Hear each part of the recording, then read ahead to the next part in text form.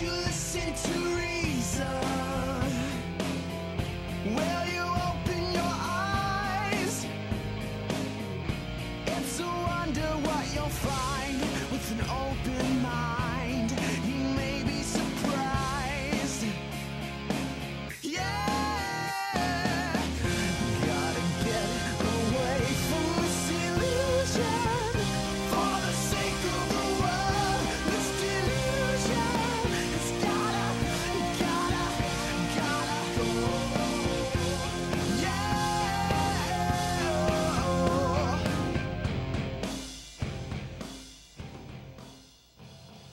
Hello everyone, welcome again to the Atheist Experience. I'm your host, Russell Glasser, and today with me is Tracie Harris. Howdy.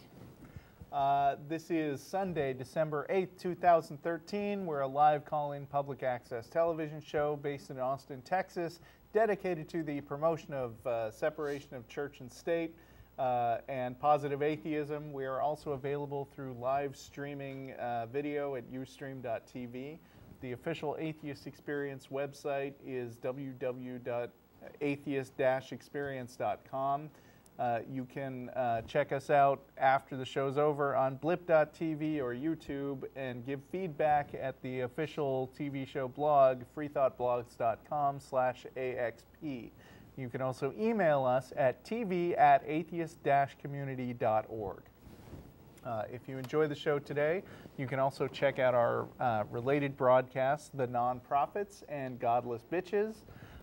You can find links at the Atheist Experience website. The next Nonprofits is scheduled for December 18th. As always, the cast and crew of the show will be meeting up after the show at Threadgills, and the address is 301 West Riverside Drive in South Austin, arriving at around 6 p.m. So what's on your mind today, Tracie? The holidays. Oh, the holidays. The holidays and all those holiday movies. I hadn't noticed. You hadn't. How did you miss it? I don't know. It was just like, no, I've noticed it because people like to talk about it. Yes. They do. There's the special holiday candy, and you got your special holiday movies, and all the, you know, and that was what I wanted to discuss, I guess, today is one particular film. And I want to thank Greg and Chip. Is it National Lampoon's Christmas Vacation? No, we're thanking Greg and Chip for reminding me about my rant on the Polar Express. So I want to talk about Polar Express today. It's interestingly, one of the supporting characters presents a situation which is analogous to Problem of Evil. Okay. Do you want to run through the plot real quick? Yeah, I mean, there may be people the who main haven't plot seen. actually isn't even, I guess, relevant to this little section of it. But in essence, I try to do this without handing out too many spoilers. But I guess heads up, there probably will be spoilers. And if you have believing children in holiday narratives, heads up, because there may be spoilers. Yeah, if you want kids to preserve their illusions, you probably should not let them watch this show in general. Keep them away from saying. me. So, yeah, so the idea is that there's this, the main character in it has this issue where he wants to hear these magic Christmas bells, and you can only hear them if you believe in Santa. So he can't hear the magic Christmas bells, and everyone else can, his little sister can hear them, or something like that, I don't know. But one night, he gets on a magical train that runs through his backyard, and it's like this humongous, crazy steam train that's, inhabited by a ton of Tom Hanks characters. And he gets onto the train, and there are other characters on the train. So you've got like a few other characters, and there's one in particular is a little girl. I don't even know that she has a name.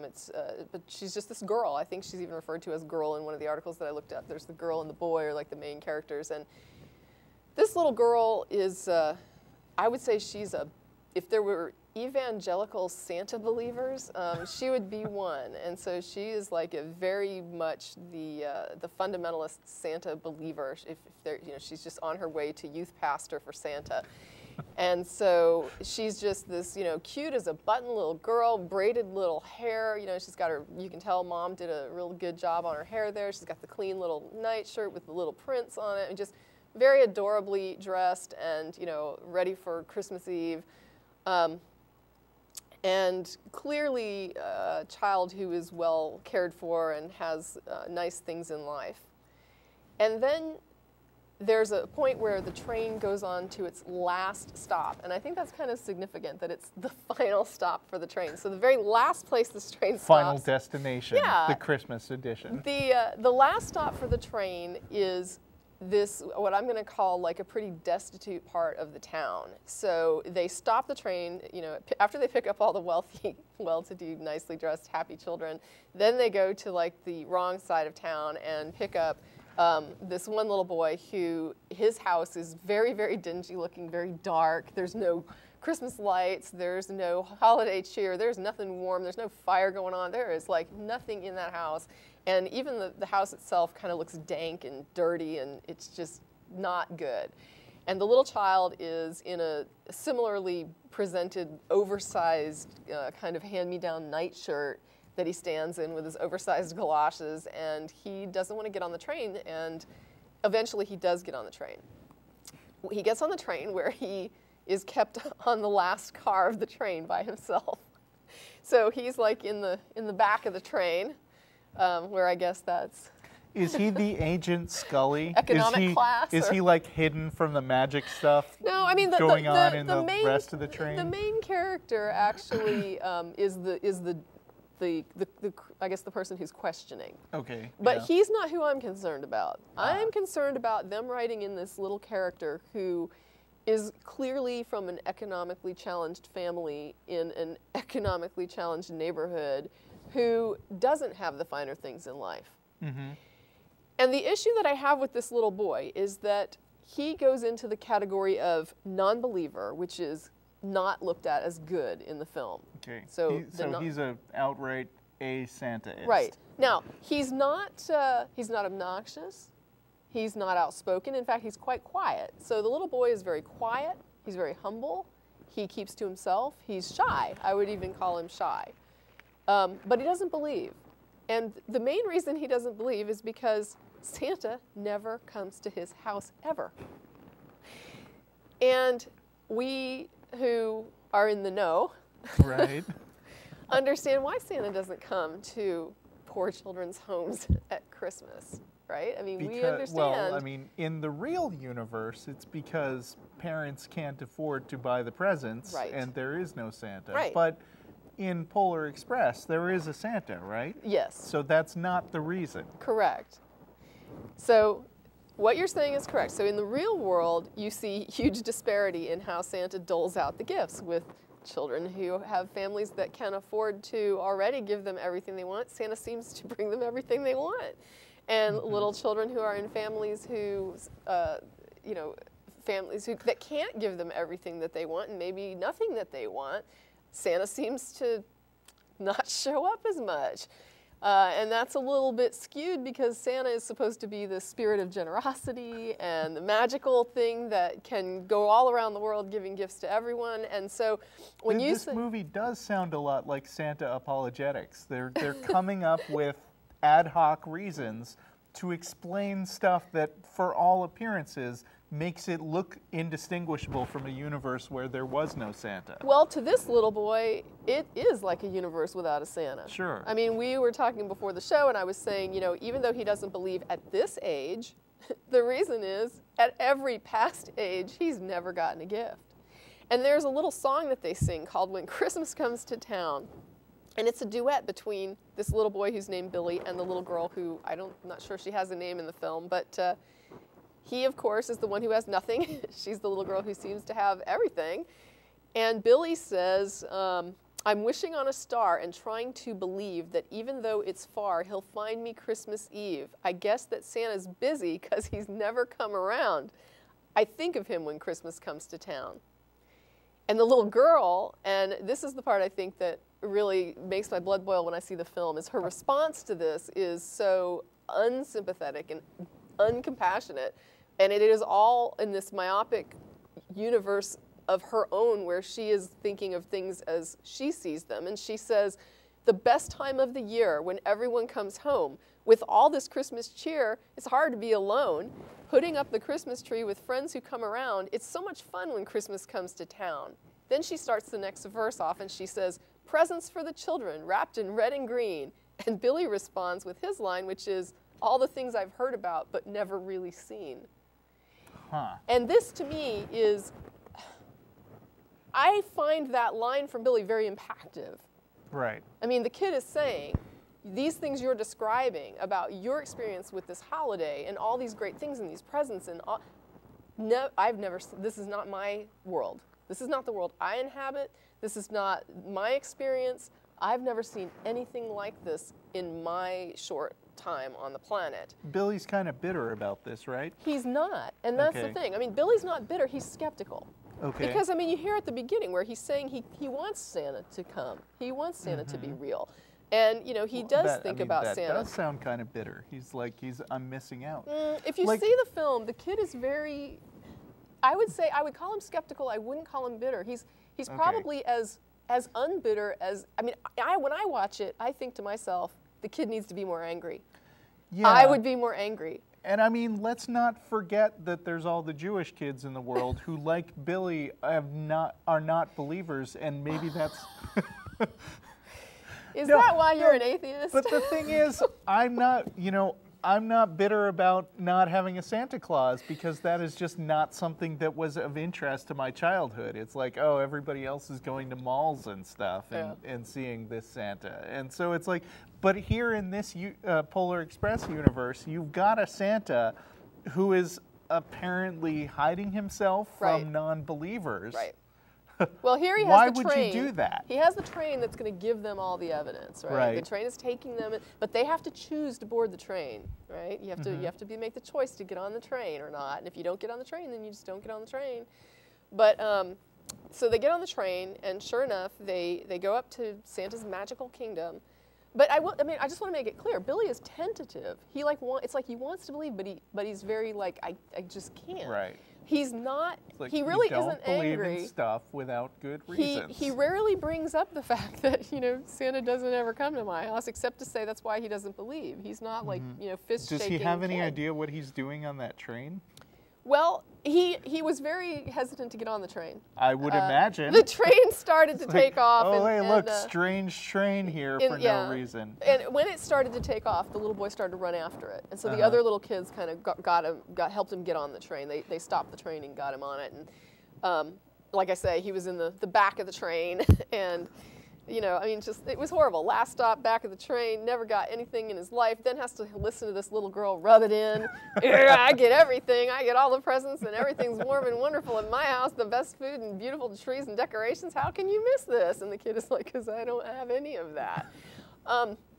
So anyway, and in the end, they get to see magical Santa land, and then Billy gets to believe, and he goes home, and there's presents from Santa under his tree finally, after all these years of being completely overlooked by Santa, and no explanation of why all those years Santa didn't come and what happened to like the years between 0, 1, 2, 3, 4, 5, 6, 7, 8, however old Billy is. Santa's just suddenly the slate is clean, and Santa's a good guy, and Billy got presents, so it's all cool. But Billy cheated. Like, there's lots of other kids in the world. There's lots of other Billies, I'm very sure, who are in the same boat with him, who aren't getting presents, who are withholding their judgment appropriately. Right. And Billy now gets to believe, and he gets the big Christmas payola because he happened to be the lucky one who's on that train and gets to see for himself. So now he can't doubt. Like, this is the same problem I've always... Right, but he could still be angry. I mean, that's the thing that gets me. It's like, I see this, and it's like, you understand, Billy, that you have every right in that position to ask Santa what the hell happened to these first several years of my life when I was not a bad child. There's no indication Billy was on the naughty list. Doesn't even bring it up. Okay. No, I mean, he does. Wow. Santa is never called on the carpet for his neglect.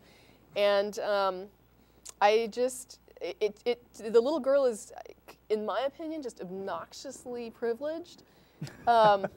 She does not see the way that, and when you talk about cheating, I look at it like Santa cheated. Santa gives this girl gifts every year, and she doesn't even need it. Her family can afford it. So of course she believes. Yeah, she already has every advantage, and now you're throwing presents at her, and and then Billy, he has nothing, and you just ignore him every year, and then you hammer him for not believing.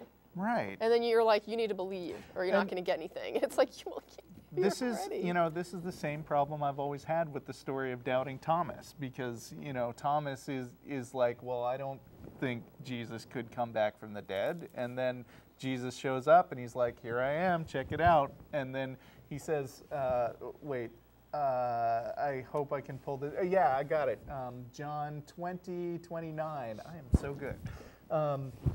Thomas said to him, my Lord and my God. And then Jesus told him, because you have seen me, you have believed. Blessed are those who have not seen and yet have believed.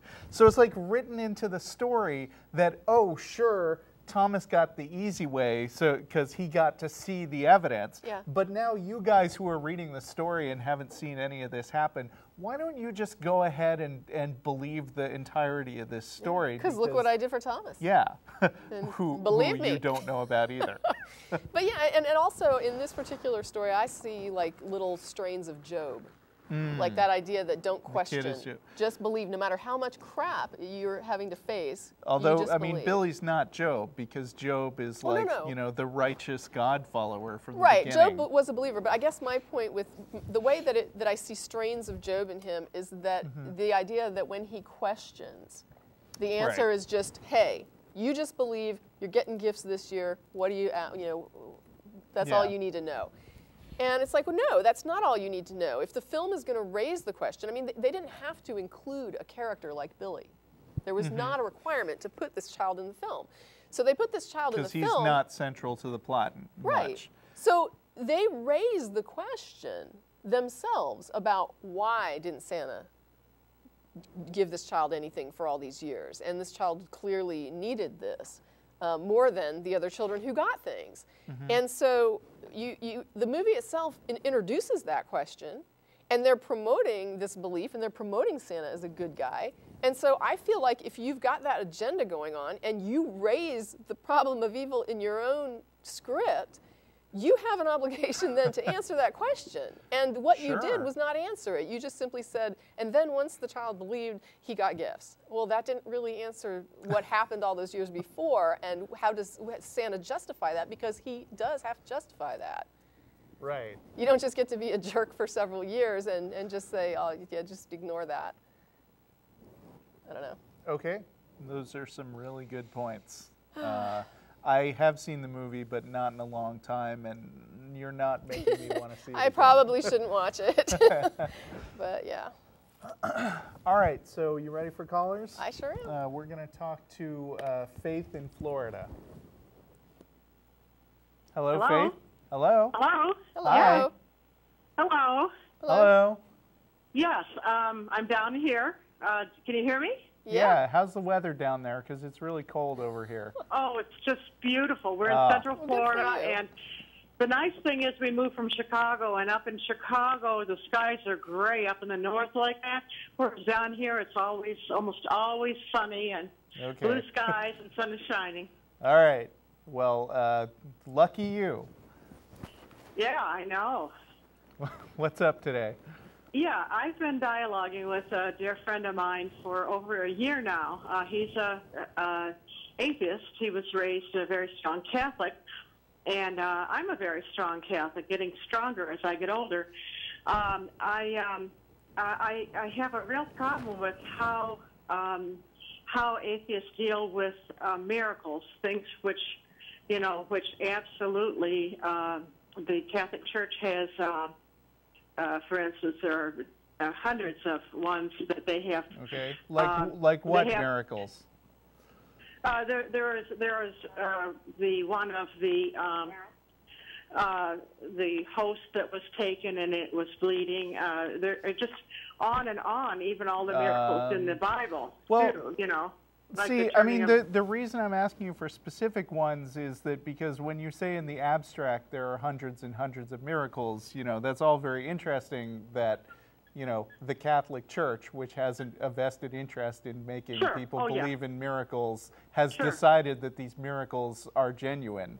But Yeah, uh-huh. I mean, I think, don't you think, Tracie, it's a lot more interesting to delve into individual miracles and see what's going on? Such as Fatima, yeah. Yeah, because you can't really say, how do you account for miracles in general without identifying some in particular and being certain that they're really miracles? Yeah, uh-huh. But okay, why don't we just assume that there are things that are absolutely non-explainable? Why would we? No, I mean, if you start with, if you have hundreds of samples and, you know, maybe you'll cast out one or here or there that you can figure out. Well, do you believe in Muslim miracles? In what? In Muslim miracles, do you believe that the Prophet Muhammad was alleged to have done a lot of amazing? So you believe in Islam? I believe that God can create miracles, and it doesn't have to necessarily be in Christian or Jewish settings. Okay, I mean we don't start with that assumption. So I mean, you're gonna bypass that and say, well, some of these miracles definitely have to be true, and I'm not because we would have to see the one that's true. Okay, well, I'd have to get you, get some good research on that, because I went to see a display of about 250 miracles that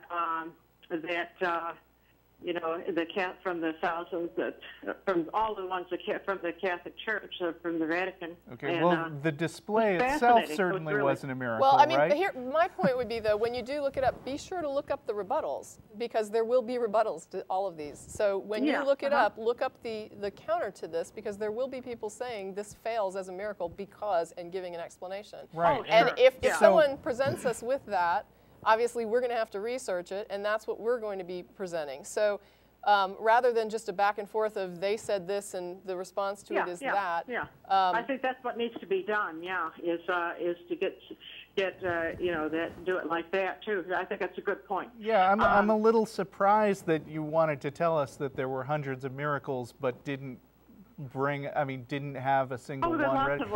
I think what would be great would be. She's describing one. There were ones where the host became actual heart muscle and things like that. So it's really there's there are a lot of them. I just don't have I was just talking in general terms. I didn't have well, like, how was that verified? Were they sent in for a DNA sample or something? They were tested to find that they actually were heart muscle. By whom? So, I don't have that at my fingertips right now. Yeah, we could move on to another topic. It would be good if you would call back another week with some details. Yeah, I can't. This is the only time I could call. I got a substitute for work. But anyway, I wanted to ask you too, how do you account for the sudden appearance of matter 13.7 billion years ago? That is not what the science says. Oh, what does the science say? That's what I heard. The Big Bang was 13.7 billion. Isn't that the number? No, what's the number? I don't know. 13.7 billion years ago. But I think you haven't quite read up enough on what the Big Bang actually says.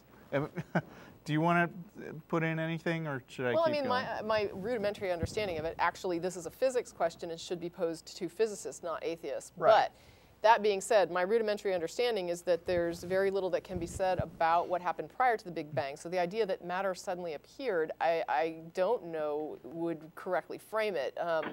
I, again, would be happy to ask a physicist, but I think the prior to the Big Bang, I don't know that there's too much that can be said, and to say that matter just suddenly appeared, I don't know is quite an accurate summation. The theory of the Big Bang starts with all the matter in the universe being condensed into basically a nearly infinitely small dense point. I mean, I say nearly because although the physics is really solid about what happens back to that 13.7 billion years ago, like within a tiny, tiny fraction of a second before that happened, physics is so fundamentally different under those conditions that it's difficult to say what happened before. It could have been. I feel a little weird answering this, though, Yeah, because sure. this is a question. If somebody wants to know what physicists have to say about how the universe came to exist in this current form, that should be posed to a physicist. I don't know why that would be posed to an atheist. I mean, it's not an atheist theory. Because my feeling is that the beauty of how the universe was set up, the laws of gravity that were, if it had been a tiny bit the other one way or the other, we would have had smashed together or not have anything. You know, Could it be any other way? It just seems to me that it just makes common sense that the universe that the always existing mind that was there that created the universe. The problem, though, is that now we have to demonstrate there's an all-existing mind. Otherwise, we can't proceed with what it created or how it created it or what it did. And so, well, I mean, I'll accept that he created matter and then evolution. Well, That's not the problem. no. The problem is that in order to say that this intelligent mind is doing things, we have to demonstrate it exists, because things that don't exist don't cause other things. So but you're ignoring the fact that he revealed himself some 6,000 years ago, started revealing himself over thousands of years to the Jewish people. I don't believe that that's true. I think that Why don't you believe that? Because they're stories. There's no evidence to support it. It's just stories. There's a lot of mythologies all around the world. I don't believe they're all true. Why would I? No, but the thing is that that this was over thousands of years that he revealed himself. Sure, and then before that there were a bunch of Greek gods coming down. Before that there were, excuse me, hey, no, I'm putting you on hold if you can't stop. Before that, oh, she's having trouble hearing. I can't hear you. Sorry. Before that, there were a bunch of Greek gods walking around who came down from Mount Olympus, but you don't believe any of that, right? I mean, there are a lot of stories about those Greek gods. Yeah, I mean, Greek mythology didn't just exist for like a week. Yeah. You know, it was around for a while, and so I taught Greek mythology. Okay. I know it. Okay, but you don't believe any of it. Do you believe the gods but fought? I think that right from the beginning, people sensed that there was something beyond them, because the heavens alone let us know that there was a God. People's feelings are not evidence. The way people feel is not evidence. I might feel my husband is totally faithful and he could be completely cheating on me. My feelings are not evidence. Why do you always make that your Because example? it's a very easy one for people to understand. You're very suspicious, Tracie. No, Tracie's husband is a great guy, by the way. I met him. Yeah, I'm sure he is. He seems like a nice person. I've listened to your shows. Normally, I'm playing the organ at Mass at this time, and so this is the only time I really had a sub. So how people feel really isn't evidence. It's just how people feel, and feelings can be incorrect. No, but I'm saying that all of these mythologies point to the fact that people have always felt there was something beyond them. The people that made the mythologies and the people that adhered to the mythologies, but those that didn't. I mean, this is, the feelings are not necessarily, first of all, feelings are not necessarily correct, but second of all, what we think is causing those feelings is not necessarily what we think is causing those feelings. And again, if we're going to say X is causing these feelings, that there really is something and that's what causes these feelings, we now have to demonstrate that what we think is the cause actually exists. Otherwise, it cannot be the cause. Yeah. So to make a reasonable assertion that God is causing these feelings, we have to demonstrate there is an existent God. So it's sort of begging the question to say we have these feelings because of God and that's proof of God. It's like, well, but we still have to prove there's a God. Otherwise, that's not what's causing these feelings. Yeah, and it's interesting that you discount all the Jewish history. I don't discount all their history. Yeah, Russell was raised Jewish, but I don't. Yeah. I'm simply saying that I don't believe mythologies as reality. Yeah, and I don't like you to call it mythology. But it is a mythology. I mean, there's no evidence that it's not a mythology. It's one of many. There are all of these stories about gods. There's mythologies from the Nordic peoples. There's mythologies from Australian natives. There's mythologies, and this is all their. They all have creation stories. They all have you know, these similar sorts of tales about, you know, what makes, how do we account for things, and how do we, you know, tell the way things are. Paul Bunyan dragged his axe and made the Grand Canyon. I mean, you're always going to have these hero and God stories. Yeah. And you don't buy the idea of there being a spirit, a mind that always existed, that created. I need some evidence for that. Yeah, there's no evidence for that. Well, I don't see how you account for it. That's the thing. If there isn't a mind that created matter. Well, we don't know that a mind could create matter. We would have to find the mind, examine the mind, and see if it then could create the matter. The thing is that we know about minds through our experience with other minds, which by all accounts and by the things we can see, minds are the end result of something that exists in a matter medium, our brains, and are the end result of a long process of evolution. We don't actually have direct experience with something which is some kind of spiritual, ethereal mind. So, I mean, Well, to say that the universe, which is plenty complicated, had to be created by a prior existing mind, which, as far as we know, only comes from universes and not the other way around, is kind of a backwards way to go about solving the problem. To say that there was a spirit, I mean, because most of matter is air anyway. So it's yeah, interesting. Air doesn't create universes. No, but the most real thing about a person, I think, is their personality and their spirit. Mm-hmm. I don't know what a spirit is. Can you explain what a spirit is? It's the personality, all that kind of thing. A personality? Which comes from a mind, which resides yeah, I mean, in the you brain. understand that if your brain gets damaged, your personality can change, right? So does but you're getting mixed up in the same way as we can't understand how a bat operates because we're not bats, we're people, and we can't understand. We do understand bats. How bats operate. You can't really understand how they use. Are you asking what it is like to be a bat? Well, we use That's our what own. I mean. We do use radar. We have recreated radar and sonar. I mean, we do understand it. We can actually manufacture it and use it. But you never experienced being a bat. What does that matter? The bat doesn't experience being me. I don't experience being an iPad. A lot of the things you're talking about God are really you're just talking from the human standpoint because you don't know. Well, neither do you. You don't know either. I know, but someday I hope to. But you're claiming. I mean, you're the one making the claim here, and so if we're both saying we don't know, I'm asking you. Then why are you claiming this? I mean, I don't understand how. You know, when someone says to me, "You don't know," and I'm like, "Well, I don't see how you know either." But you're the one making the claim.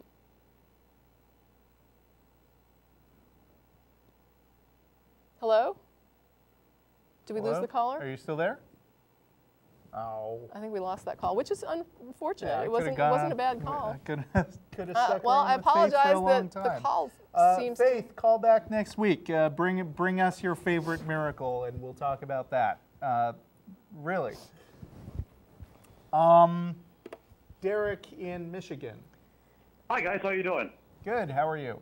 I'm doing very well. I wanted to talk to you guys about your opinion of nihilism. Do you think it's a reasonable worldview to have? You're a nihilist? Click. No, sorry. I really don't know. I actually just discovered it a little while ago, and it seems, I guess by definition, as an atheist, it seems like that would be a reasonable way to feel about. How is he defining it? Again? What's wrong with our phones? Is it Derek? Yeah. Are you still there, Derek? Oh, we lost him. Okay, I don't know what's going on. See, I don't want to. I mean, my next question would be, what specifically does he mean by nihilism, and what makes sense about it? Because I mean, you know, there's lots of, you know, that nihilism is basically, in the broad sense, believing in nothing, and I don't, you know, and I don't consider myself a nihilist, but in order to discuss it with him, I'd have to know what it is about nihilism that he finds compelling, and we could discuss those I do. points. I mean, I can just say briefly that I feel like there are certain platforms that are foundational that are kind of, so for example, you do have the subjective experience of making decisions about what you value for, you know, but at the same time, you have biological inputs that you can't really escape. Like I get hungry, and that's just a biological reality of what it means to be a biological thing that needs to eat. So even though I have subjective control over values and priorities to some degree, there's going to be these inputs that are beyond me, that transcend my subjective capacity to just will. So if I have to go to the bathroom, I have to go to the bathroom.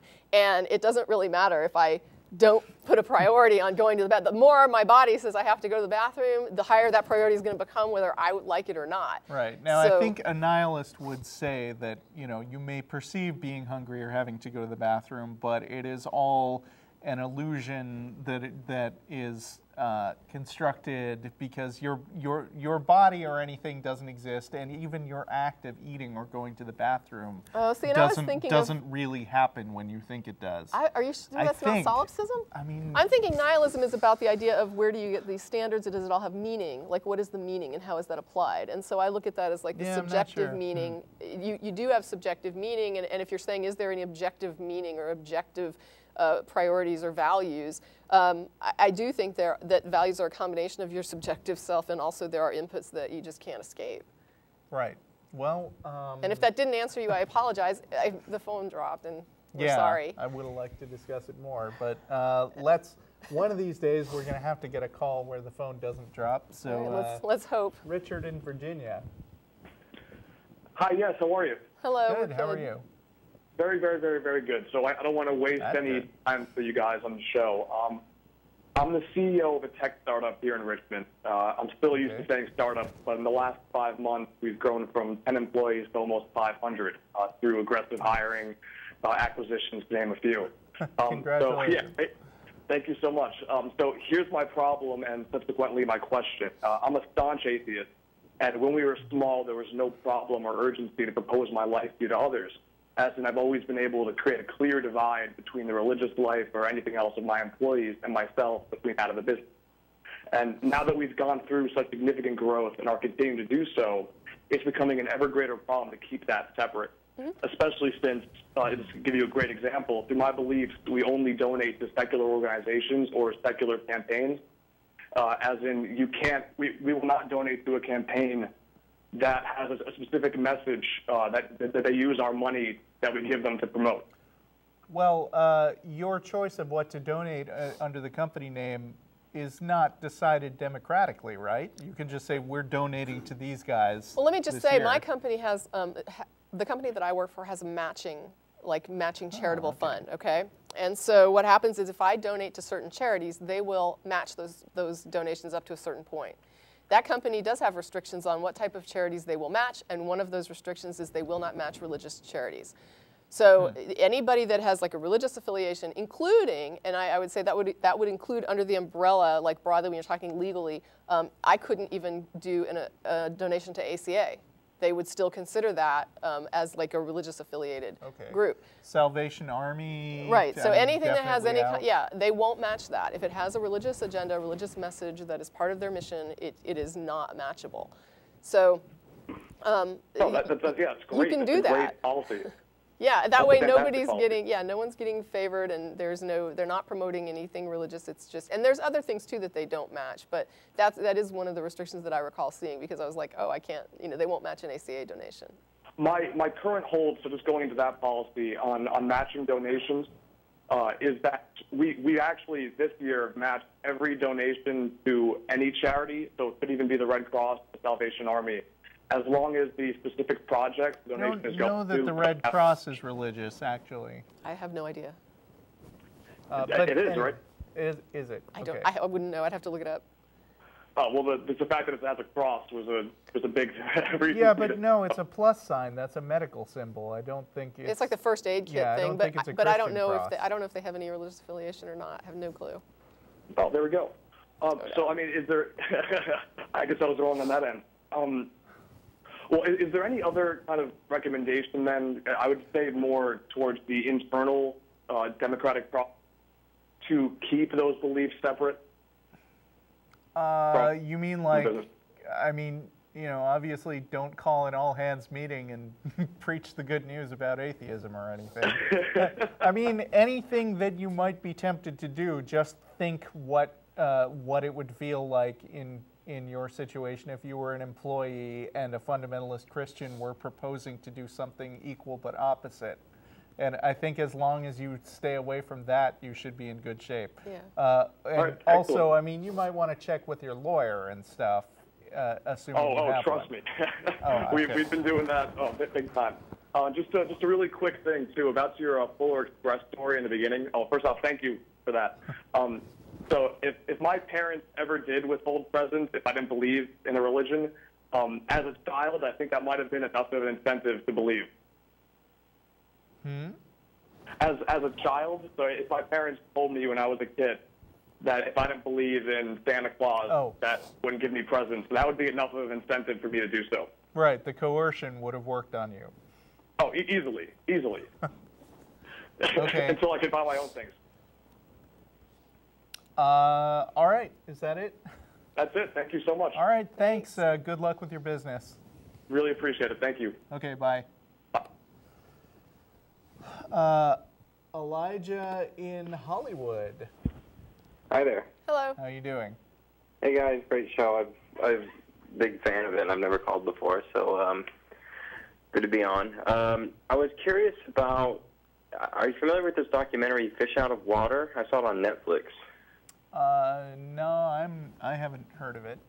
Yeah, Fish Out, it was on Instant Watch. It's a documentary about, basically it's like a gay Christian apologist sort of movie trying to reconcile basically verses in the Bible, saying the Bible's not really against it all and all this sort of thing. And I'm an atheist and I'm also very pro-gay, but I just found the documentary kind of sad in a way, because it was just sort of like hitting their head against the wall, trying to reconcile this thing and sort of, you know. Yeah, I mean, because on the one hand, we would like everybody to be nice and not bigoted to gay people. And on the other hand, it's just sort of like, what are you doing? Because right there in the Bible, it does say that you're an abomination and everything. Although, you know, in some respects, I applaud those Christians who kind of bend over backwards to dismiss those verses and be nice to gay people anyway, even though, you know, they're very much picking and choosing. Yeah, and it's funny that you were bringing up Polar Express earlier, because it's like a well-intentioned sort of family movie or whatever it is, and this documentary certainly is well-intentioned, but it's, you know, it's like almost stupidly dangerous in its ultimate thinking, you know?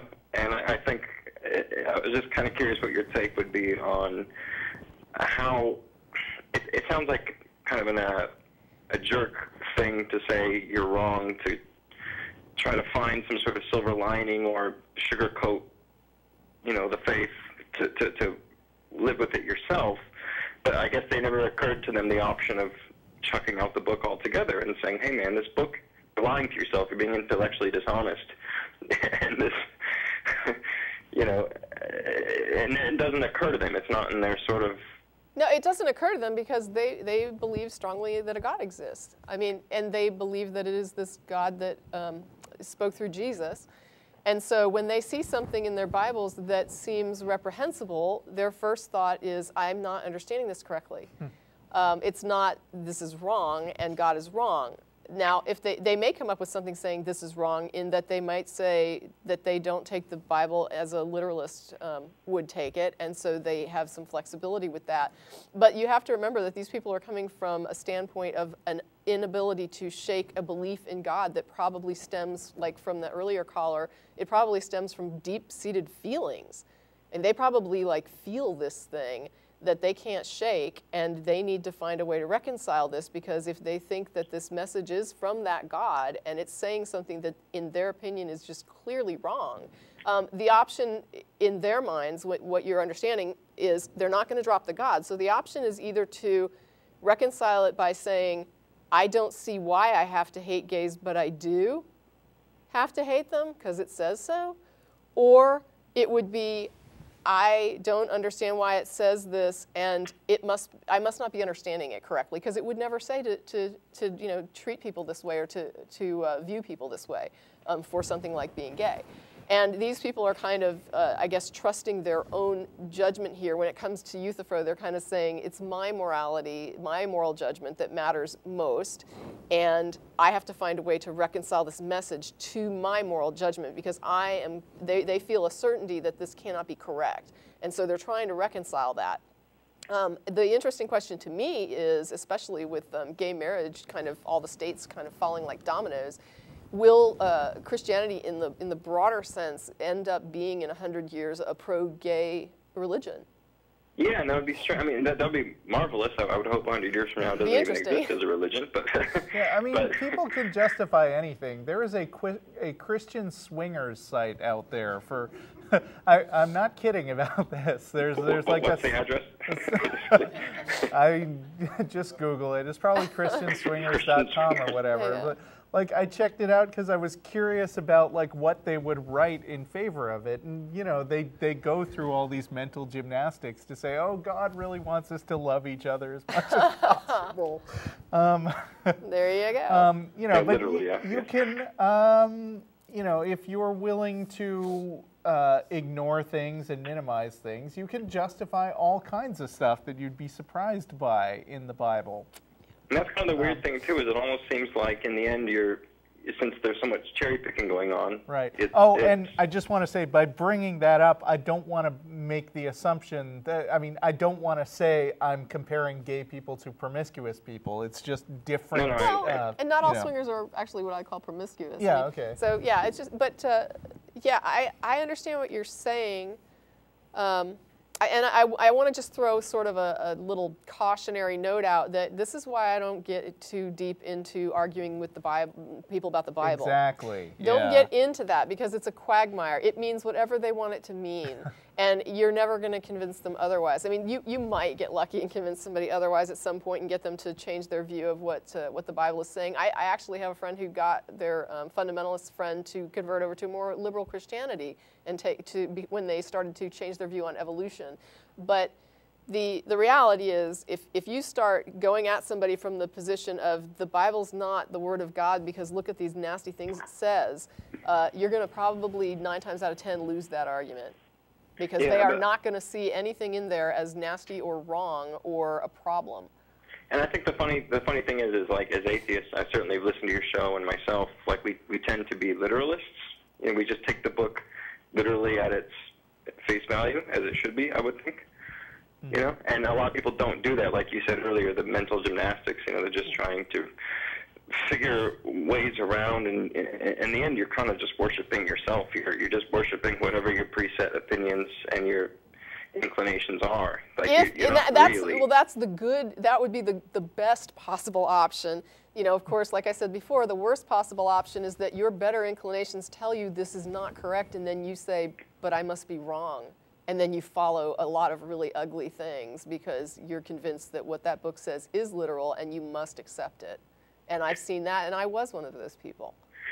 And there is that, too, is a lot of people, like certainly some friends of mine that are, they say, look, I don't understand the book. I don't really get it. Like, I'm struggling with it, but that's part of the thing. It's what I signed up for. And I always thought, that's silly to me, because if you told me that there was a magical book out there that had the answers to everything, and it was created by the creator of the universe, written by the creator of the universe, I would be stoked, I would dissect that thing all day long and try to understand it fully possible before believing in it, rather than believing before reading. Right. Okay. Well, thanks for calling. I think we're going to move on to one other caller. Great. Thanks, guys. Thank you. Anyway, maybe I'll check that out. Fish Out of Water on Netflix, huh? Yeah, try it. All right. Bye. Bye. Peter, here in Austin, Texas. Hi. Hello. How are you doing, Peter? Good. So y'all were talking about miracles earlier, and what the one about the person who was cured from leprosy in the Bible? Right. Sure. In the story of the Bible, yes. I know, but that's not just, I know you always reference that it's just a story, but they actually had a lot of people around there, you know, witnesses to that. Yeah, there were a lot of people there in the story. Yeah. But there's lots of accounts from others that, you know, write about that, documenting. There are other accounts outside the Bible from people who were there and recorded the same story? Where? Yeah, That's interesting. Can you name one? I don't know the names off the top of my head. Oh, well, maybe you should get them. Yeah, please find them, because the only accounts... Because that would be big news to historians, The only extra-biblical accounts I'm aware of that recount Bible stories are from people who lived later. Right, that like are 100 years later. So you get these, oh, Josephus, and it's like, yes, Josephus is recounting tales. He's recounting, I mean, even what he recounts is pretty sparse, but what he does say, he's saying he's heard people say this, and I know nobody disputes their stories. I mean, we believe there are stories. Just like the Olympian gods were said to have come down and fight at the battle, you know, in the Trojan War. But I don't think that all the soldiers in the Trojan War saw the gods come down from Olympus and fight, just because it's recorded in a book that they did. Well, they actually revealed the person's name, which ended up being Harry Platypus. Is this guy a troll? Yeah, he sounded like a troll to begin with. I didn't like the accent. I thought it was a little bit weird on the... Yeah. But... You know, we get plenty of Christian callers who have sincere beliefs and are worth talking to, that we don't need you filling in and acting like an idiot, pretending to be a Christian so that you can make Christians look bad. That's just not what we do here. They think the purpose of the show is to, like, show off in front of their friends. Right. By getting on the air. Yeah. Thanks for nothing. That's too bad. Sean in Louisiana. Hi, Russell. Hi, how are you? I'm doing pretty good. Well, kind of good, I guess. Okay. Yeah. I know we've talked a couple of times on Google a few times, and you. I just want to thank you. Oh, right. Okay, I know. Yeah. I know you. Yes. We've talked a couple of times. You've helped me out of a lot of. You were in the military, right? Yes, I was. I was actually the president of the Military Association for Atheists and Freethinkers. That is awesome. Thanks for doing that. Yes. Now I'm the ex-president, so I'm not, because I'm no longer in active duty anymore. So. What's that banging noise? Oh, I'm sorry. It must be. I'm actually on the road right now. I'm actually still driving. Yeah. Can you still hear me? Yeah. So what's the call? Okay, What's going on? I did a lot of research into different people's stories about coming out as an atheist to your parents, and I know I asked you before, Russell, and I know I've heard many people call the show and say, well, how do I do this? How do I come out to my parents? What's a good path to take? What's a good way to spark that kind of conversation with your parents? And it was really hard for me to find, I've seen stories and I've heard stories of other people, horror stories where they get kicked out of their house, or their parents are cool with it. I've heard both sides. Yeah, and so I initially this morning going out to a job site because I work for a communications department here at home and now. But my mom asked me, well, do you have time to go to church? And she always asked me this every Sunday. I was raised Catholic, by the way, so she always asked me this because she never knew that I was an atheist now. So I sat down with her and I was like, look, I no longer believe that, the God claim anymore. And I tried to explain it to her, word for word, and tried to even put it to a philosophical point. And at the end, I asked her, do you still love me? That was the biggest thing for me. I wanted to know, do you still love me? Do you still care about me? Will you still accept me as your son? Sure. Knowing that I no longer. And this is going to come off weird, I guess. I don't know. Okay. At first, the look on her face was of horror. She couldn't believe the words that were coming out of my mouth, to quote a movie, I guess. She was confused, I guess, at first, and then after a while she said, I can't talk to you, I can't look at you right now, and then she asked me to leave the house, unfortunately. She asked me, get as much stuff as I could and leave the house. Permanently. And many more words. And it's probably the first time I've heard my mother curse in about 10 years. Wow. Not curse. Sorry about that. Did you, so you lived there with her? Well, I wasn't able to acquire housing for myself yet because I was out of the job, obviously. I just got out of the military. And so they were the only really people at the moment. So being parents that they are, with them and find my own place. Anyway, so I was on the road earlier. Eventually she called back. She told me on my phone when I was on the road. She said, look, you still have a place to stay. We don't have to talk about it. We don't have to acknowledge it. I think that, God has a special place for you. Sean, you're breaking up an awful lot. Yeah, I'm really sorry. This is a really bad reception area. I'm really sorry. I think it's getting better, but if you could pull over somewhere good, that would be probably safer for you also. Yeah. But yeah, she basically just said, you're still welcome to live with us. I still love you. You're still my son, even though we have, contradicting points. And she said we don't have to ever talk about it ever again, basically. Like, we never have to acknowledge it ever again, which kind of made me sad, like, in a way. But then again, at least I still have a place to stay. Yeah. Yeah. And at least she knows what's going on, so maybe you won't get the do you have time to go to church today question anymore. Yeah, that was the one perk. I was like, well, maybe now she'll never ask me to go to church again, but... Or maybe she'll ask you to go more. Maybe she'll ask me to go more. That's another thing, and that was the biggest thing I wanted to point out, that if you do decide to come out to your parents, you need to be prepared for the worst. Right. Yeah, absolutely. I always tell people that.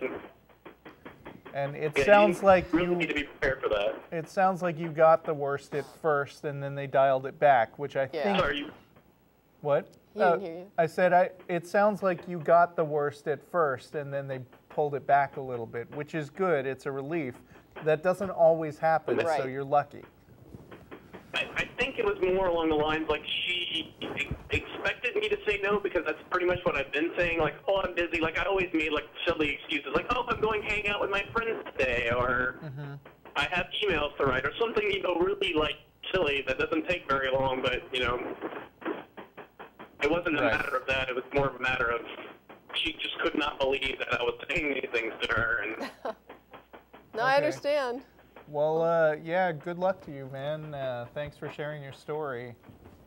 Yeah. Also, like I said before, I'll plug the if anybody's in the military that is listening or not in the military that is interested in free thinkers, they're an amazing support group.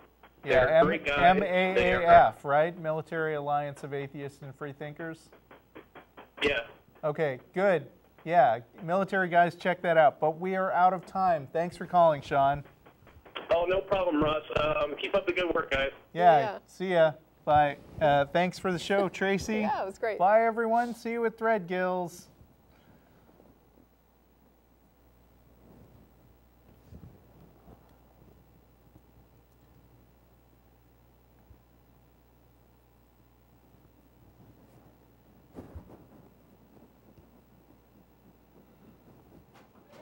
Okay, we still have a couple of callers left on the line. We got Tanya in Queens, New York. Maybe. Tanya? I really should. I never know whether to say hang on after the show, because that just makes people who don't listen live jealous. All right, is Tanya on? Tanya? Okay, let's try the other one. Okay. Alan in... Silver Spring, Maryland? Did I hit the right button? Wait. No, that was not. Okay, Alan? Hello? Hey! Hey guys, how are you? Good. Oh my goodness, it's like I'm talking to two celebrities. Hey guys, how are you? Tracy hates that, I'm just warning you. Well, you two are my favorite hosts, by the way, so that's really cool. But I wanted to actually call to ask Tracy, because you're kind of good at this like relationship stuff with when it comes to family, like you and Jen. But I have a twin brother, and we're both atheists. And he married a girl that's a Catholic from a third world country, from an African country, and like she's really, really religious. Like her views towards gays are like in Cameroon, where she's from, they still stone gay people, and she's just, it's really, really sad. And your brother's cool with this? I don't know how he is. Have you asked him? Yes, and it's kind of like he compartmentalizes it. Like, I don't understand it. Like, and it wasn't that bad. Wait. How does this go? Dude, your wife wants to kill gay people. How are you cool with this? And and his answer is what? He doesn't really give one. Like, okay, it wasn't that bad of an issue until Christmas of like last year, and she has a degree in biology and doesn't accept evolution, which is insane. Sure. And, no, that happens here too, believe it or not. Yeah, so I just don't know. I mean, their marriage is none of my business, but we're twins. Wait a minute. No, she's family now. I'm not going to tell you to like get all up in their business, but it's kind of a little bit your business if he wants to maintain family relations and he brings this person into the family. Yeah. Well, no one in my family is religious at all. Like, I wasn't raised religious, but I wasn't. What's the story behind that marriage? Why marry someone like that? They met and they get along well, except for the whole religion thing, you know? Like, they're happy and they're, you know, until you start talking about religion. And then it's like she blames his atheism on me because he couldn't have come to that conclusion on his own. Oh, no, it's his evil twin brother, the evil You're the evil twin. Do you have a goatee? Yeah. Yeah. He does. That's funny. But I mean, it sounds to me like you're going to have to sit down with your brother and find out what he sees in her, and you're going to have to make an effort to try and see that too. And if it means just sort of ignoring the fact that she wants to kill gay people on the holidays, then you're going to have to try to do that for the sake of the family and just sort of avoid the crazy when she's around. And but see, avoiding it has been the way that we've dealt with it thus far. But you I have know to. That can't happen forever. Like, at some point, it kind of has to. I'm going to say, if it's going to come to some explosive head, let that be on her, not on you. Make sure that you are like, no, I'm not bringing this up with her. I know it's a crazy point. So I'm ignoring the crazy for the sake of the family here. And I've talked to my brother. He knows I know it's crazy, and he can't explain it either. He sees something in her. Maybe there's other qualities besides the murderous gay hate that make her like lovable. Well, I can tell you this much. He watches the show every week, so he's probably like on this call. I mean, on the show, like right now. You can probably hear this. Oh, well, wonderful. Call, or he will. Hey, brother of mine.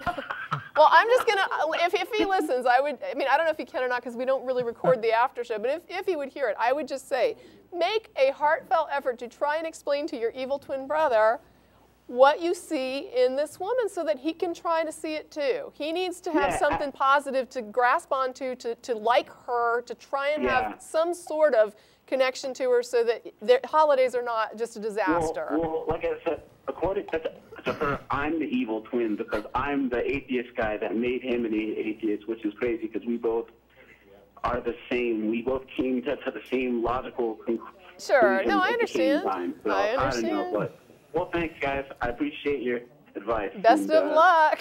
Just don't let it. If it goes down ugly. I'll call in and update you guys soon. If it goes down ugly, you make sure it wasn't your fault. Hey, thanks, guys. Okay. Hey, have a good day. Okay. Bye-bye. Okay, Bye. see ya. I don't know. I'm gonna Is there anybody else? Yeah, I'm gonna hit line 4 just to see if anyone's there. Is someone on line 4? Did you just call? Hello? Nope. Okay.